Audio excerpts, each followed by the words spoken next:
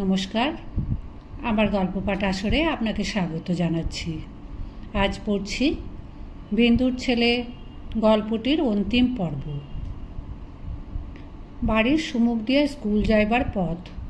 প্রথম কয়েকদিন অমূল্য ছাতি আড়াল দিয়া এই পথেই গিয়াছিল।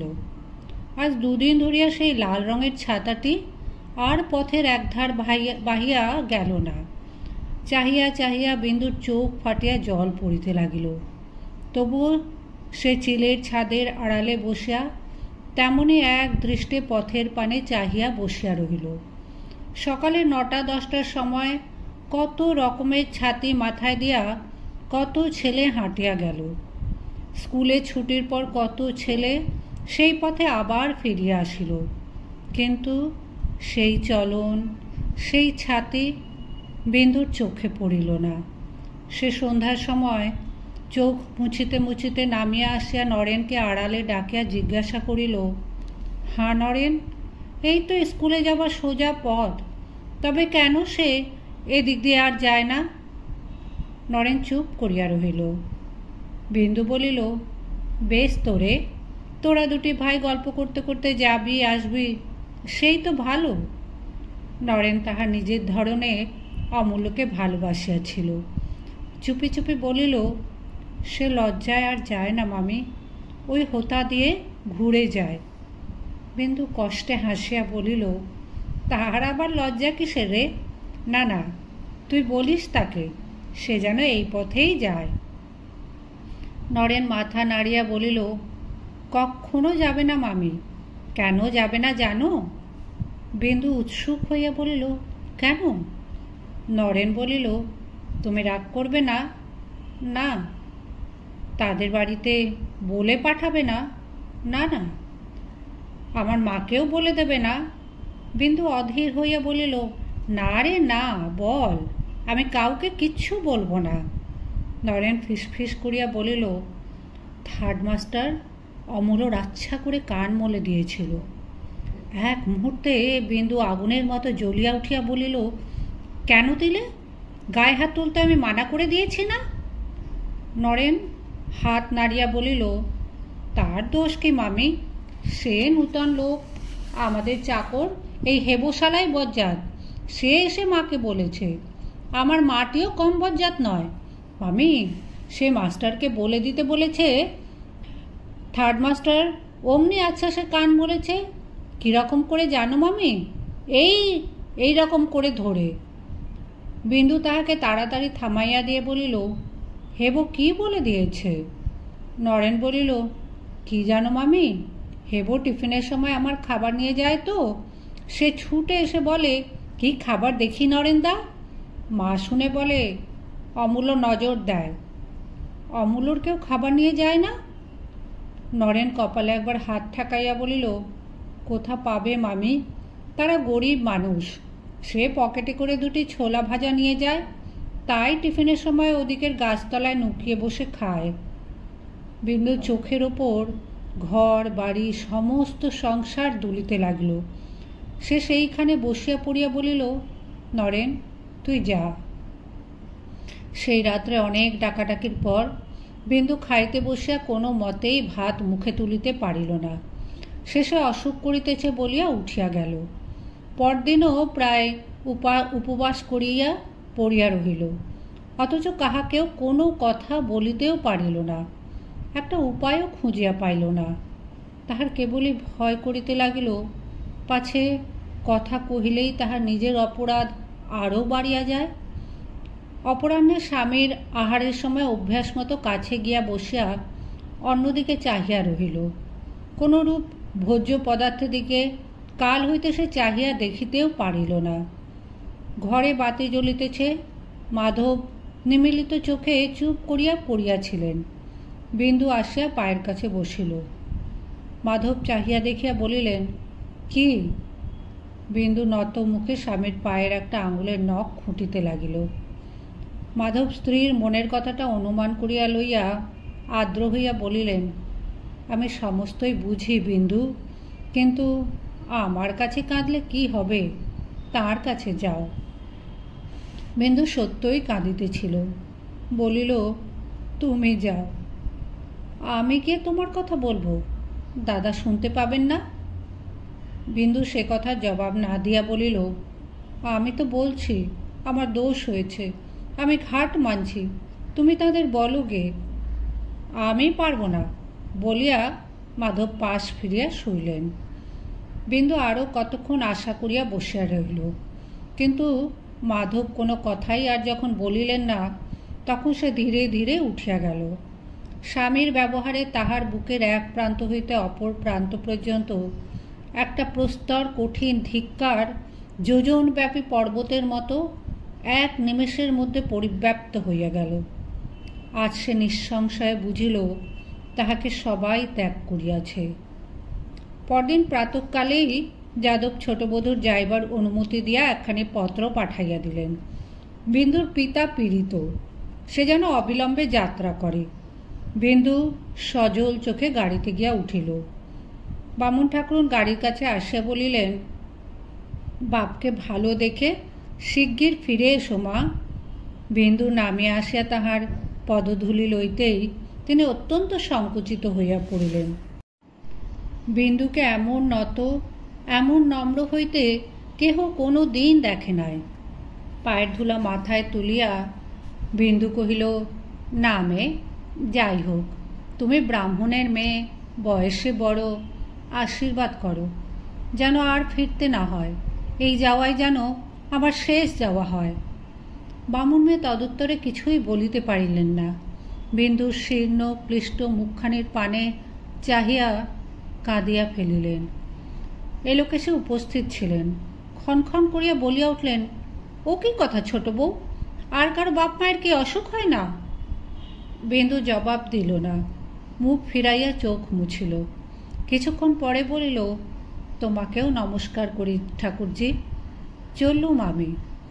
ঠাকুরজি বলিলেন, যাও দিদি যাও, আমি ঘরে রইলুম, সমস্তই দেখতে শুনতে পারব। বিন্দু আর কথা কহিল না। কোচম্যান গাড়ি ছাড়িয়া দিল। অন্নপূর্ণা বামুন ঠাকুরুনের মুখে একথা শুনিয়া চুপ করিয়া রহিলেন। ইতিপূর্বে কোনো দিন বিন্দু অমূল্যকে ছাড়িয়া বাপের বাড়ি যায় নাই। আজ 1 মাসের উপর হইল সে একবার তাহাকে চোখের দেখা দেখিতে পায় নাই। তাহার দুঃখ অন্নপূর্ণা বুঝিলেন। রাত্রে অমূল্য বাপের কাছে শুইয়া আস্তে আস্তে গল্প করিতেছিল। নিচে প্রদীপের আলোকে কাঁথা সেলাই করিতে করিতে অন্নপূর্ণা সহসা দীর্ঘ নিঃশ্বাস ফেলিয়া বলিয়া উঠলেন, 60 যাবার সময় বলে গেল কি না, এই যাওয়াই যেন শেষ যাওয়া হয়। মা দুর্গা করুন, বাছা আমার ভালোই ভালোই ফিরে আসুক।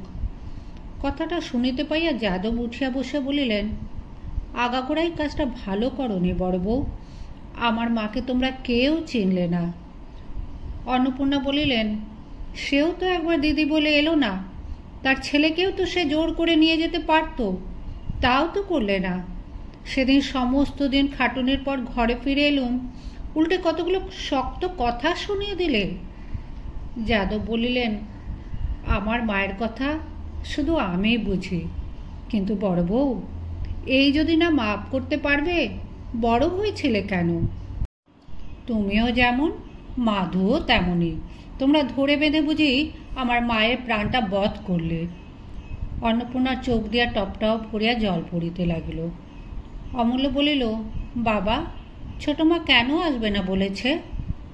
অন্নপূর্ণা চোখ মুছিয়া বলিলেন, যাবি তোর ছোট মার কাছে? অমূল্য ঘাড় নাড়িয়া বলিল, না।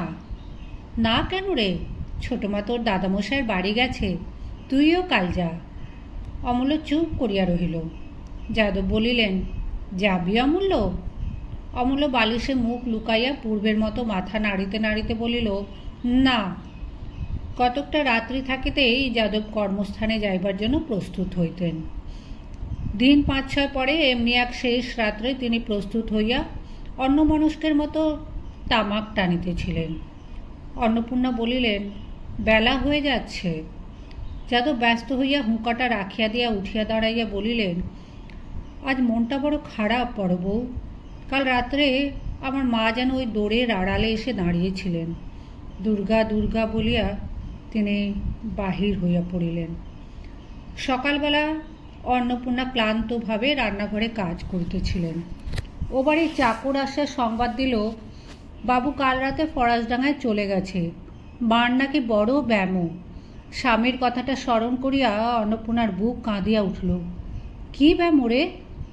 চাকর বলিল, তা জানি নে মা, শুনলুম কিরকম অজ্ঞান টজ্ঞান হয়ে কিরকম শক্ত অসুখ হয়ে দাঁড়িয়েছে। সন্ধ্যার পর বাড়ি ফিরে আসা যাদব খবর শুনিয়া কাঁদিয়া ফেলিলেন। বলিলেন, কত সাধ করে সোনার প্রতিমা ঘরে আনলুম বড় বউ, জলে ভাসিয়ে দিলে, আমি এখনই যাব। দুঃখে আত্মগ্লানিতে অন্নপূর্ণার বুক ফাটিতেছিল। অমূল্যর চেয়েও বোধ করি তিনি ছোট বউকে ভালোবাসিতেন। নিজের চোখ মুছিয়া তিনি স্বামীর পা ধুইয়া দিয়া জোর করিয়া সন্ধ্যা করিতে বসাইয়া দিয়া অন্ধকার বারান্দায় আসিয়া বসিয়া রহিলেন। খানিক পরে বাহিরে মাধবের কণ্ঠস্বর শোনা গেল। অন্নপূর্ণা প্রাণপণে বুক চাপিয়া ধরিয়া দুই কানে আঙুল দিয়া শক্ত হইয়া বসিয়া রহিলেন। মাধব রান্নাঘরে অন্ধকার দেখিয়া এ ঘরে ফিরিয়া আসিয়া অন্ধকারে অন্নপূর্ণাকে দেখিয়া শুষ্ক স্বরে বলিল, বৌঠান, শুনেছ বোধ হয়? অন্নপূর্ণা মুখ তুলিতে পারিলেন না। মাধব কহিল, অমূল্যর যাওয়া একবার দরকার, বোধ করি শেষ সময় উপস্থিত হয়েছে। অন্নপূর্ণা উপুর হইয়া পড়িয়া ফুকারিয়া উঠিলেন। যাদব ও ঘর হইতে পাগলের মতো ছুটিয়া আসে বলিলেন, এমন হয় না মাধু, আমি বলছি হয় না। আমি জ্ঞানে অজ্ঞানে কাউকে দুঃখ দিইনি। ভগবান আমাকে এ বয়সে কখনো এমন শাস্তি দেবেন না। মাধব চুপ করিয়া রহিল। যাদব বলিলেন, আমাকে সব কথা খুলে বল, আমি গিয়ে মাকে ফিরিয়ে আনবো। তুই উতলা হোস না মাধু, গাড়ি সঙ্গে আছে? মাধব বলিল, আমি উতলা হইনি দাদা, আপনি নিজে কীরকম করছেন? কিছুই করিনি, ওঠো বুড়ো বউ, আয় অমূল্য। মাধব বাধা দিয়া বলিল, রাত্রিটা যাক না দাদা। না না, সে হবে না, তুই অস্থির হোস নে মাধু, গাড়ি ডাক, নইলে আমি হেঁটে যাব। মাধব আর কিছু না বলিয়া গাড়ি আনিলে চারজনেই উঠিয়া বসিলেন। যাদব বলিলেন, তারপরে? মাধব কহিল, আমি তো ছিলুম নে, ঠিক জানি নে। শুনুক, দিন চারেক আগে খুব জ্বরের ওপর ঘন ঘন মূর্ছা হয়, তারপরে এখন পর্যন্ত কেউ ওষুধ কি এক ফোঁটা দুধ অবধি খাওয়াতে পারেনি। ঠিক বলতে পারি নে কি হয়েছে, কিন্তু আশা আর নেই। যাদব জোর দিয়া বলিয়া উঠলেন, খুব আছে, 100 বার আছে, মা আমার বেঁচে আছেন। মাধু, ভগবান আমার মুখ দিয়ে এই শেষ বয়সে মিথ্যে কথা বার করবেন না, আমি আজ পর্যন্ত মিথ্যে বলিনি। মাধব তৎক্ষণাৎ অবনত হইয়া অগ্রজের পদধূলি মাথায় লইয়া নিঃশব্দে বসিয়া রহিল। কতদিন হইতে যে বিন্দু অনাহারে নিজেকে ক্ষয় করিয়া আনিতেছিল তাহা কেহই জানিতে পারে নাই। বাপের বাড়ি আসিয়া জ্বর হইল, দ্বিতীয় দিন 2-3 বার মূর্ছা হইল, তাহা শেষ মূর্ছা আর ভাঙিতে চাহিল না।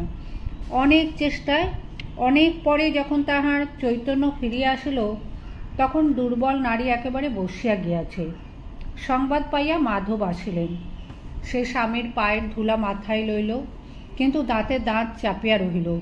শত অনুনয়ও 1 ফোঁটা দুধ পর্যন্ত গিলিল না। মাধব হতাশ হইয়া বলিলেন, আত্মহত্যা করছ কেন? বিন্দুর নিমিলিত চোখের কোণ বাহিয়া জল পড়িতে লাগিল। কিছুক্ষণ পরে আস্তে আস্তে বলিল, আমার সমস্ত অমূল্যর, শুধু 1000-2 টাকাও নরেনকে দিও, আর তাকে পড়িও, সে আমার অমূল্যকে বড় ভালোবাসে। মাধব দাঁত দিয়া জোর করিয়া নিজের ঠোঁট চাপিয়া কান্না থামাইলেন। বিন্দু ইঙ্গিত করিয়া তাহাকে আরও কাছে আনিয়া চুপি চুপি বলিল, সে ছাড়া আর কেউ যেন আমাকে আগুন না দেয়। মাধব সে ধাক্কাও সামলাইয়া লইয়া কানে কানে বলিলেন, দেখবে কাউকে? বিন্দু ঘাড় নাড়িয়া বলিল, না, থাক। বিন্দুর মা আর একবার ঔষধ খাওয়াইবার চেষ্টা করিলেন। বিন্দু তেমনি দৃঢ়ভাবে দাঁত চাপিয়া রহিল।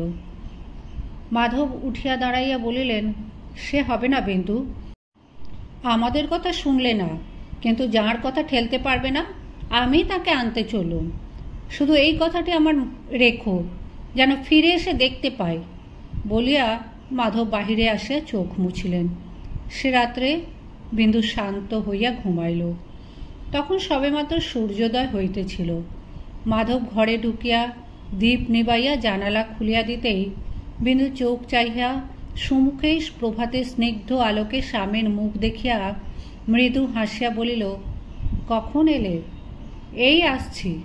দাদা পাগলের মতো ভয়ানক কান্নাকাটি করছেন। বিন্দু আসতে বলিল, তা জানি, তার একটু পায়ের ধুলো এনেছ? মাধব বলিলেন, তিনি বাইরে বসে তামাক খাচ্ছেন, বৌঠান হাত পা ধুচ্ছেন। অমূল্য গাড়িতেই ঘুমিয়ে পড়েছিল, ওপরে শুয়ে দিয়েছি, তুলে আনবো? বিন্দু কিছুক্ষণ স্থির হইয়া থাকিয়া না ঘুমোক বলিয়া ধীরে ধীরে পাশ ফিরিয়া অন্যদিকে মুখ করিয়া শুইল। অন্নপূর্ণা ঘরে ঢুকিয়া তাহার শিয়রের কাছে বসিয়া মাথায় হাত দিতেই সে চমকিয়া উঠিল। অন্নপূর্ণা মিনিটখানেক নিজেকে সংবরণ করিয়া লইয়া বলিলেন, ওষুধ খাসনি কেন রে ছোট, মরবি বলে? বিন্দু জবাব দিল না। অন্নপূর্ণা তাহার কানের উপর মুখ রাখিয়া চুপি চুপি বলিলেন, আমার বুক ফেটে যাচ্ছে, তা বুঝতে পারছিস? বিন্দু তেমনই চুপি চুপি উত্তর দিল, পাচ্ছি দিদি। তবে মুখ ফেরা? তোর বড়ঠাকুর বাড়ি নিয়ে যাবার জন্য নিজে এসেছেন। তোর ছেলে কেঁদে কেঁদে ঘুমিয়ে পড়েছে। কথা শোন, মুখ ফেরা। বিন্দু তথাপি মুখ ফেরাইল না। মাথা নাড়িয়া বলিল, না দিদি, আগে বলো। অন্নপূর্ণা বলিলেন, বলছি রে ছোট, বলছি, শুধু তুই একবার বাড়ি ফিরে আয়। এই সময় যাদব দ্বারের কাছে আসিয়া দাঁড়াইতেই অন্নপূর্ণা বিন্দুর মাথার উপর চাদর টানিয়া দিলেন। যাদব এক মুহূর্ত আপাদমস্তক বস্ত্রাবৃতা তাহার অশেষ স্নেহের পাত্রেই ছোট বধূর পানে চাহিয়া থাকিয়া অশ্রু নিরোধ করিয়া বলিলেন, বাড়ি চলো মা, আমি নিতে এসেছি। তাহার শুষ্ক শীর্ণ মুখের দিকে চাহিয়া উপস্থিত সকলের চক্ষুই সজল হইয়া উঠিল। যাদব আর এক মুহূর্ত মৌন থাকিয়া বলিলেন, আর একদিন যখন এতটুকুটি ছিলে মা, তখন আমি এসে আমার সংসারের মা লক্ষ্মীকে নিয়ে গিয়েছিলাম। আবার আসতে হবে ভাবিনি। তা মা শোনো, যখন এসেছি তখন হয় সঙ্গে করে নিয়ে যাব, না হয় অমুখ আর হব না। জানো তো মা, আমি মিথ্যে কথা বলি নে। যাদব বাহিরে চলিয়া গেলেন।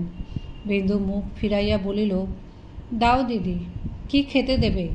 আর অমূল্যকে আমার কাছে শুইয়ে দিয়ে তোমরা সবাই বাইরে গিয়ে বিশ্রাম করোগে। আর ভয় নেই, আমি মরব না।